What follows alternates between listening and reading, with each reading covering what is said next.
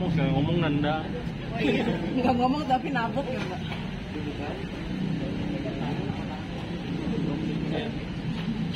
Nggak percaya sih lo. Mbak muntah Mbak.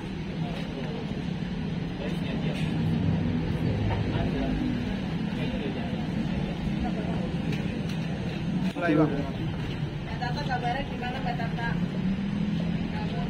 Mbak Tata. Mbak Tata.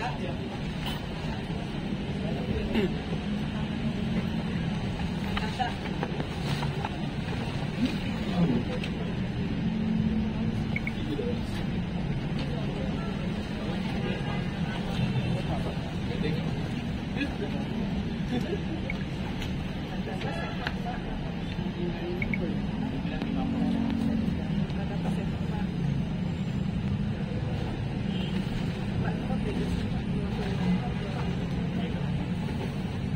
Mbak, ada yang mau disampaikan nggak Mbak? Mau minta maaf nggak Mbak? Atau ada yang mau disampaikan Mbak? Permohonan maaf atau seperti apa Mbak? Mbak nyesel nggak sih Mbak? Mbak, tapi dengar yang di video itu ada Mbak ya Mbak?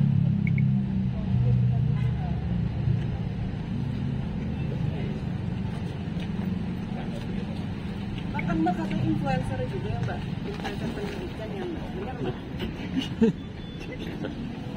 Sorry. Mbak juga yang ngajak anak-anak waktu itu apa ya?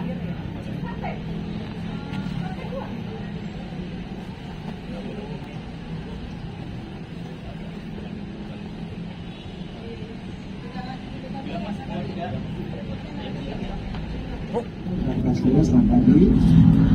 Pagi hari ini saya akan merilis kejadian tentang kekerasan terhadap anak yang terjadi di Wensen School Indonesia yang terletak di wilayah Depok, ya, Cimanggis. Tadi malam setelah kita menaikkan gelar naik sidik dan sudah gelar naik tersangka, kita melakukan penangkapan terhadap terduga pelaku. Terduga pelaku ini inisial MI.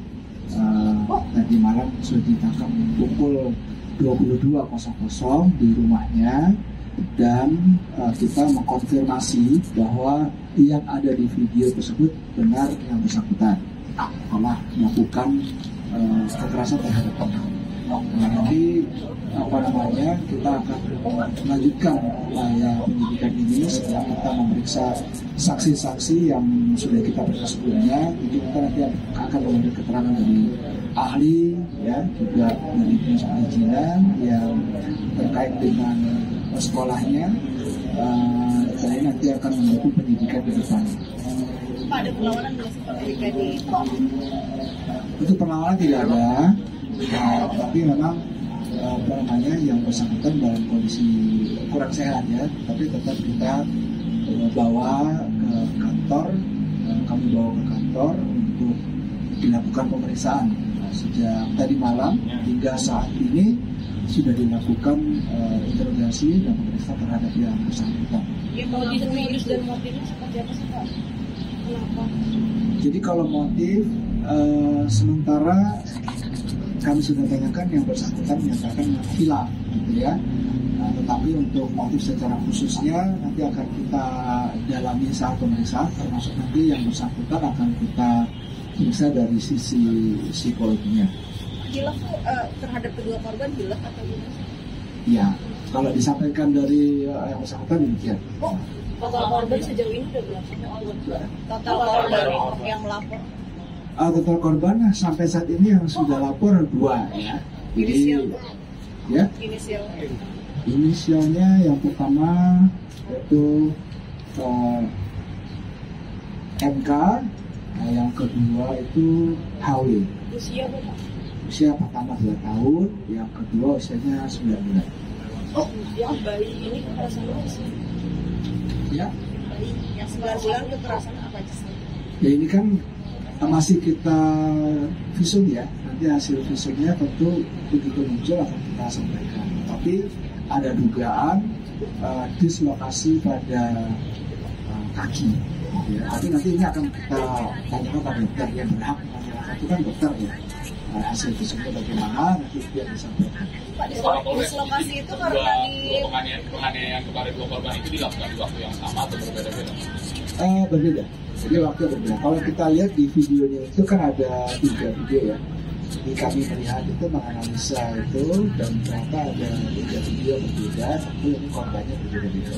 Pak, yang tadi dislokasi kaki tadi itu karena dipukul, jatuh atau terbentuk? Nah ini kalau dari videonya kan ini ya, dibantu. Yang si balita atau yang 9 bulan tadi? Pak, ini kan daycare-nya nggak ada izin, Pak. Terus biasanya biaya per bulannya atau biaya penitipannya itu berapa sih, Pak? Kalau ditarifin?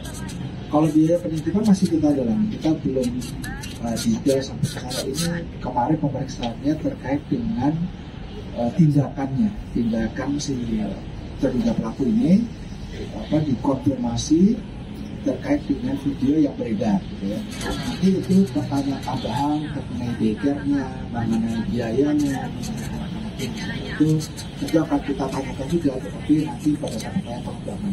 Bapak yang ini kan pemilik, berarti dia sekaligus pengasuh atau seperti apa makanya dia ada di situ? Sekaligus pengasuh juga, jadi ikut pengasuh anak-anak yang berada di desa. Terkait statusnya sendiri, memang dia benar-benar influencer. Ya, influencer. Influencer parenting itu kan penyampaian dari beberapa netizen. Artinya misalnya ada orang yang sering membagikan konten-konten tentang parenting, terus disebut sebagai influencer parenting. Tentu ini pendapat dari netizen ya. Tapi kalau dari beliau sendiri, dia akan kita dalami lebih lanjut. Tapi benar dia suka memposting tentang parenting. Sepertinya demikian. Ya. Mbak Tata ini datang itu tiap hari, atau cuma ngecek saja sih Pak? Siapa? Bu Tata. Oh iya, tiap hari. Ya, Memang rutin ya Pak? Terjadi di ruangan mana sih, Pak? ya di ruang penitipan. Penitipan ada di daycare. Bapak ada berapa anak sih Pak yang dipegang sama MI ini di asuh? Kalau yang dititipkan itu sejauh ini kita tanyakan ada 10 anak. Jadi ini untuk orang tua yang mungkin bekerja tidak mampu untuk menyediakan waktu secara khusus buat anak dan harus bekerja dititipkan anak-anak di situ. Jadi kami menanyakan hal ini kepada yang bersangkutan, ada 10 anak yang berada di sana. Pak, benar Pak ada ancaman buat guru-guru yang melapor? Sampai saat ini kami belum menerima laporan soal itu ya. Tidak ada ancaman. Tapi intinya kami memohon kepada seluruh masyarakat Indonesia siapapun itu untuk mendukung penindakan ini supaya bisa berjalan dengan lancar. Jadi tidak ada pihak-pihak yang berusaha untuk menghalangi atau mungkin membuat penyidikannya menjadi sulit. Kalau jam penitipan biasanya di jam berapa? Jam penitipan beda-beda. Jadi tergantung orang tuanya yang menentukan jam berapa, nanti jam berapa. Itu kan daycare itu memang misalnya orang tua berangkat jam 9, jam 9, pulangnya jam 4, jam 4. Jadi tergantung orang tua masing-masing. Bapak jelaskan pasalnya pasal Pak?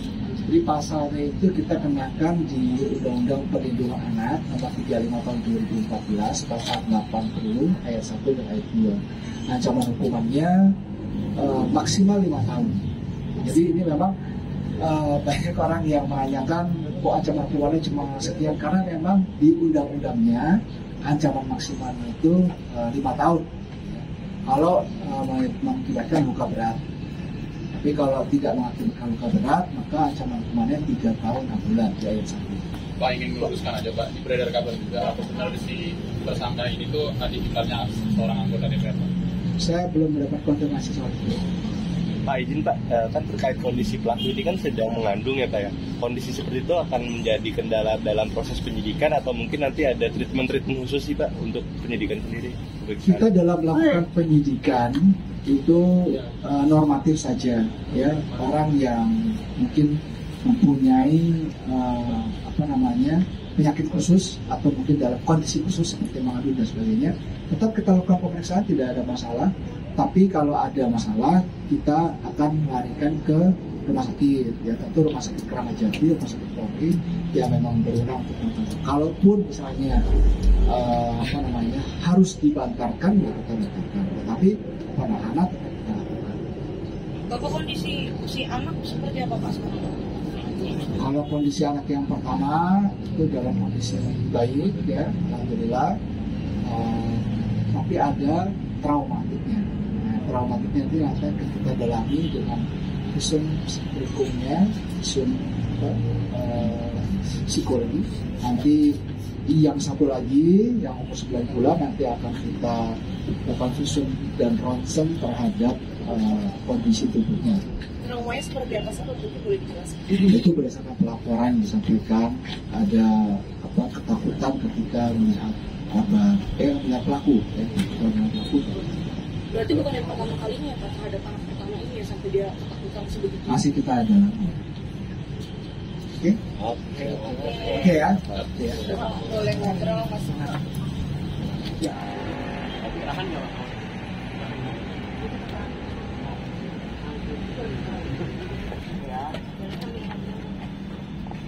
Kakak sehat Pak? Sehat Pak? Kenapa sih menganiaya anak itu? Apa yang membuat Bapak kesal? Ada yang ingin disampaikan Pak? Ada permohonan maaf atau penyesalan kan? Tidak menyesal. Udah lama nggak sih Mbak ngelakuin hal ini? Mungkin sebelum-sebelumnya pernah ngelakuin ke anak-anak lain yang tidak terekam CCTV? Mbak, kalau anaknya digituin gimana Mbak perasaannya Mbak? Ada permintaan maaf gitu Mbak? Minta maaf Mbak, Nah, Emang nggak mau minta maaf, Mak? minta maaf Mbak. Minimal Mbak itu. Nah,